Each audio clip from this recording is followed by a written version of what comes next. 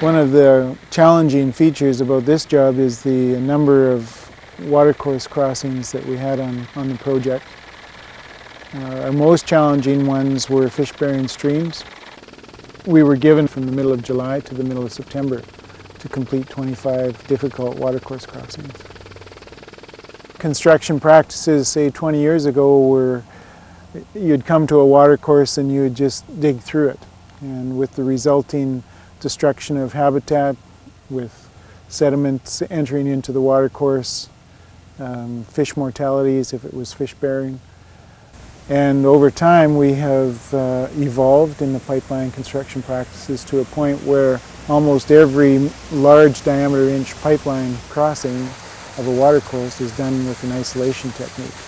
And that's where we block the water off and move it around the excavation area. We don't dam a river in a traditional sense where you plug it off with dirt, because that would defeat the purpose of the whole isolation technique and muddy the river.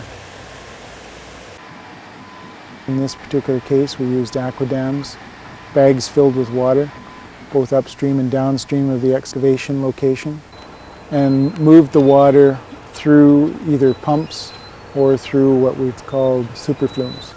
Superflumes are an open-ended channel that the water flows through.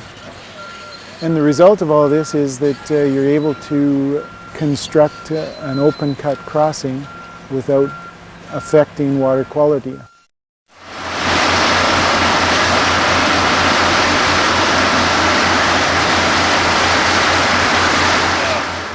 We're contracted here to do the fish salvage and environmental monitoring work. So what we do is, you can see here, we put nets downstream and upstream. And we isolate a section of the channel and we move them upstream, keep it away from the effects from the pipeline. We took about 50 fish out of this one small section here. And there's still a few adult bull trout. We didn't want to shock them because the bigger the fish, the greater the chance that they'll be hurt or injured.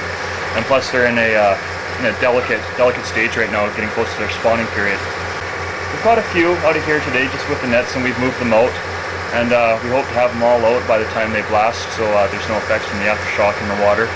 We found probably a 50-50 ratio of bull trout and rainbow trout in this stream. Sizes range from fry to juveniles to the adults. We pulled one out of here about 7 pounds today, and we moved it upstream as well.